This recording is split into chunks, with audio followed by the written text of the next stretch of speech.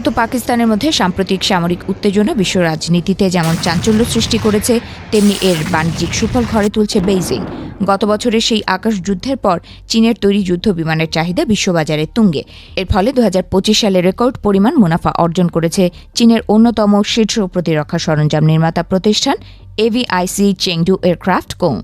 এক বিবৃতিতে চেংডু ভিত্তিক এই প্রতিষ্ঠানটি জানিয়েছে, 2025 সালে তারা মোট রাজস্ব 15.8% বৃদ্ধি পেয়েছে 7,540 কোটি ইউয়ান বা $1,100 কোটি পৌঁছেছে। একই সময় নিট মুনাফা 6.5% বেড়ে দাঁড়িয়েছে 340 কোটি ইউয়ানে। রাজস্ব এবং মুনাফা উভয় ক্ষেত্রেই এটি প্রতিষ্ঠানটির ইতিহাসের সর্বোচ্চ সাফল্য। প্রতিষ্ঠানটির এই অভাবনীয় সাফল্যের নেপথ্যে রয়েছে গত বছরের ভারত পাকিস্তান আকাশযুদ্ধ।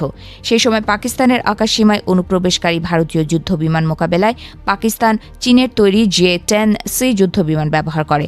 ইসলামাবাদের দাবি অনুযায়ী তারা ফ্রান্সের তৈরি ভারতীয় রাফাল সহ একাধিক বিমান ভূপাতিত করতে সক্ষম হয়েছে, যা বিশ্বব্যাপী চীনা প্রযুক্তির সক্ষমতা নতুন করে প্রমাণ করেছে। যদিও ভারত তাদের বিমান হারানোর কথা স্বীকার করলেও সংখ্যা নিয়ে ভিন্ন দাবি করেছে, তবে নিরপেক্ষ সামরিক বিশ্লেষকদের মতে ওই সংঘাতটি ছিল আধুনিক যুদ্ধক্ষেত্রে চীনা অস্ত্র ব্যবস্থার কার্যকারিতা প্রমাণের একটি বড় পরীক্ষা।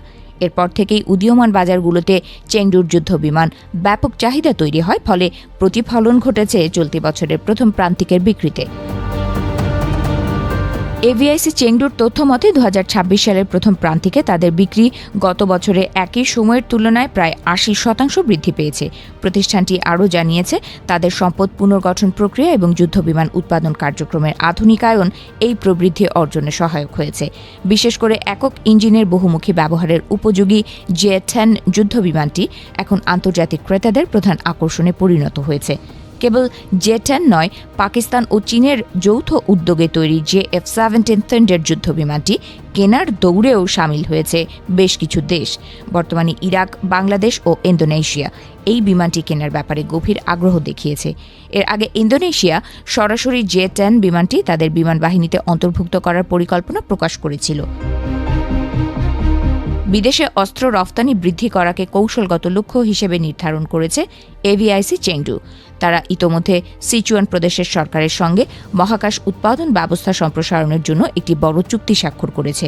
এছাড়া পঞ্চম প্রজন্মের অত্যাধুনিক স্টেলথ ফাইটার J-20 নির্মাণকারী হিসেবে এই প্রতিষ্ঠানটি বৈশ্বিক প্রতিরক্ষা বাজারে নিজের অবস্থান আরও শক্ত করছে। অন্যদিকে চীনের আরেক সামরিক দানব এভিআইসি শেনিং এয়ারক্রাফট কোংও 2025 সালে 4,470 কোটি ইউয়ান বিক্রির খবর দিয়েছে। J-35 এর মতো পঞ্চম প্রজন্মের যুদ্ধবিমান তৈরি করা এই প্রতিষ্ঠানটির মুনাফাও 3.7% বৃদ্ধি পেয়েছে। উল্লেখ্য যে এভিআইসি চেংডু ও এভিআইসি শেনিয়াং উভয় প্রতিষ্ঠানের ওপরই বর্তমানে যুক্তরাষ্ট্রের কঠোর নিষেধাজ্ঞা রয়েছে, যা সত্ত্বেও তাদের ব্যবসায়িক প্রবৃদ্ধি অব্যাহত রয়েছে।